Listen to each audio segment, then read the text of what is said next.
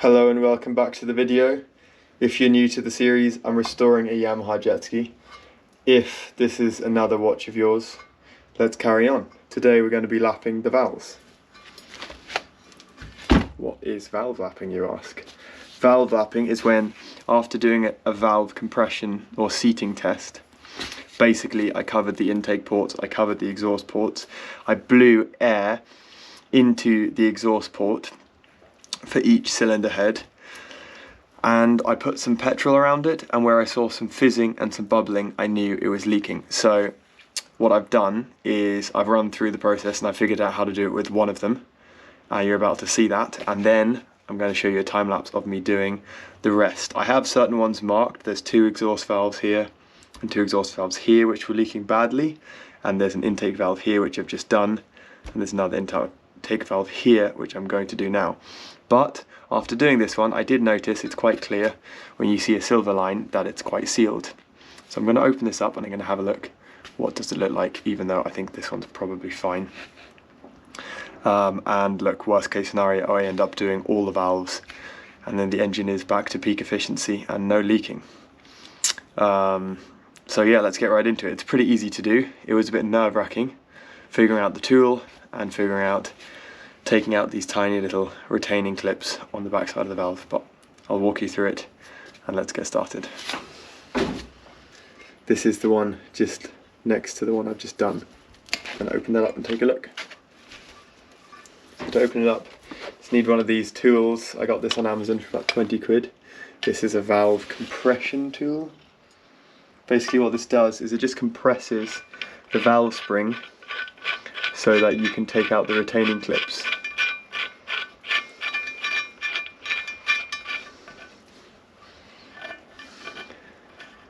If you've never done this before, and this is for a different engine other than the jet ski, there are some great videos on YouTube explaining how to do this. Much better than what I'm explaining. I'd recommend you look them up and check them out. They've got millions of views. This is just watching me do it and figuring out how to get it done. So we're just going to start winding. This starts compressing the valve spring. A bit of a clicking noise. That clicking noise shows it's working.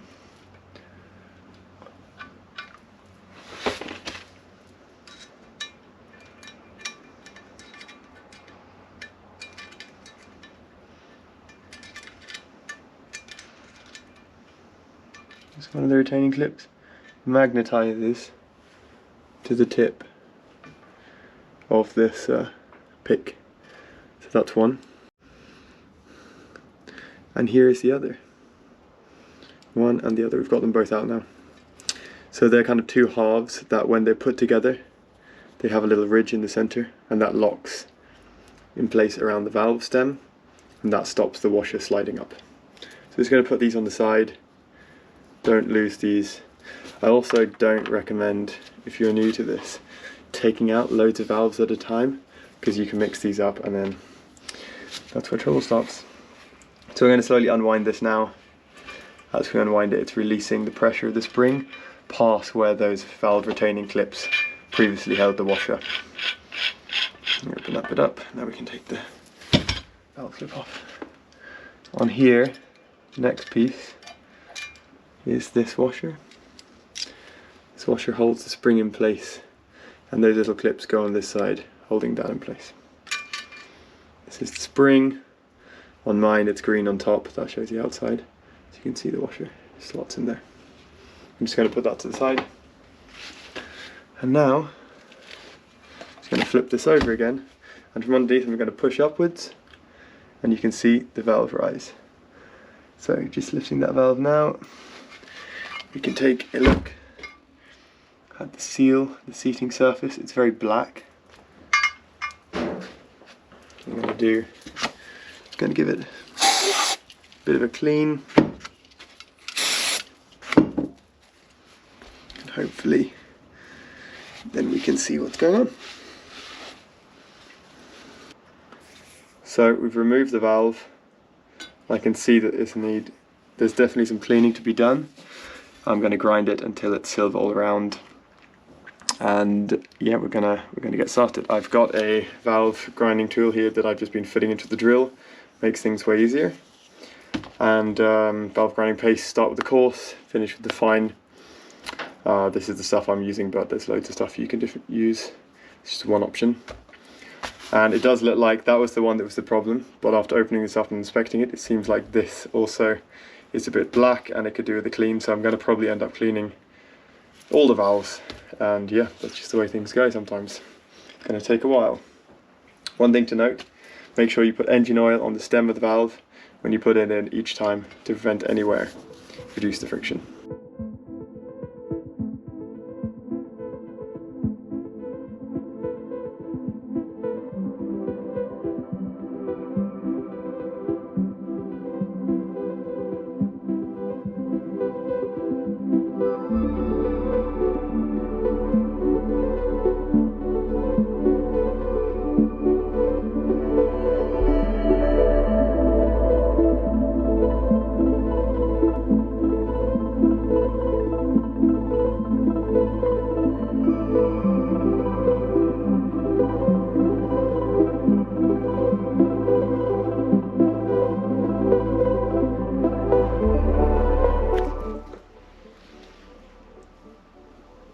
I've now finished the valve grinding process, and what I'm doing is I'm doing a seal test. So I've put the spark plugs in the bottom of the head, and that seals the center hole. And then I've poured in some kerosene, which is just premium paraffin in this case. This is a good test because it's a very thin liquid. So I've filled each one right up to level. And then I come back in 2 or 3 hours and see if it's dropped considerably in any of them. I'm not looking for these valves to be perfect, but I am certainly looking for an improvement over what was before. This is an easier test than doing the compression test with the air pump. So now the job is finished, it's time to leave it and come back and see how it is. So I've left this for quite a few hours now, and you can see all of them still contain fluid. However, when I bring it down to this level, you can see that this is good, this is good, this is good, but this level has gone down. That means there's a valve in here somewhere which needs improvement. And these were the second valves I ground, so I know that they're probably not brilliant. I was learning the technique and I was getting into it, so I'm going to do some compression tests on this, find out which one it is that's leaking, and improve it. It has now been 24 hours, and I just want to show you. You can see this has gone down a little bit. This hasn't gone down as much. That's not gone down as much. And this one's completely empty. So it's very clear that this cylinder needs the work. I'm going to do an independent compression test on the intake and the exhaust to find out which valves need the work here. And I can also see this has gone down a little bit more than that. But 24 hours is such a long time. I'm not concerned about these cylinders. This is the one that needs the work. So I'm going to do a bit more on this and then we'll wrap up the head. What we're doing here is a simple compression test. So what I've done is I've put Gorilla Tape over the intake side. I taped it down real good after sticking it on. Hopefully it creates a seal. It doesn't have to be sealed for that long, but just enough for us to find out which valve needs working on. I did the same for the exhaust. Taped over it. What we're going to do is you're going to find the middle, and we're just going to poke a little hole with a spike, with a pick. So this is going to allow a bit of air in. The next step is we're going to take a bike pump, and I'm going to take the end of the bike pump, make sure that it's only pumping out one side, and we're going to press that bike pump against that hole. And what this does is going to put pressure inside the back of the valves on the intake side. Now, in order to actually see the results, which valve is leaking air, we're going to place some petrol on the top of this with a syringe. What I'm going to do is we're just going to place it on the top of the valves like this. Fill that chamber. And petrol is very thin, so it's going to show which is leaking very clearly. It's a little tricky to do one-handed, but I'm pressing the air. I can clearly see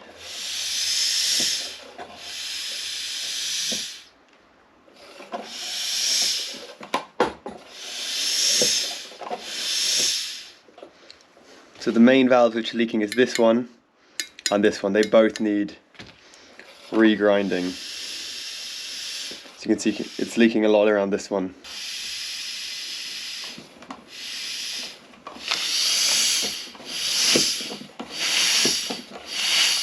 So in this situation, I would regrind this one and this one, as they're both leaking, although this is clearly the one that's causing most of the problems.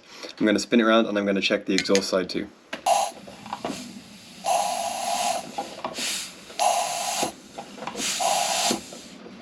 As you can see, there's a few bubbles coming from this piece here, and it is pretty black between them, which indicates there's been some leaking.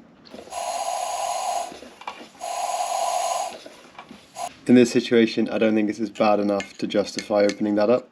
I'm just going to do these two intake valves. Meanwhile.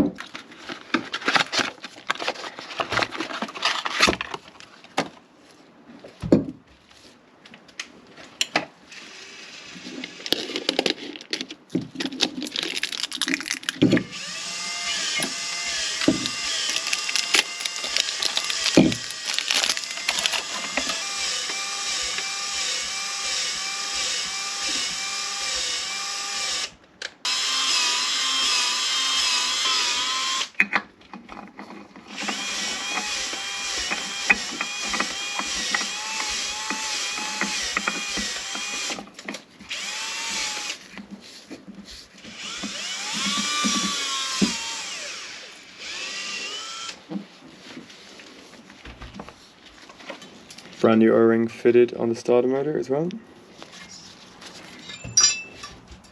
That O-ring was like 10 quid. It was ridiculous. Yamaha knows how to make money.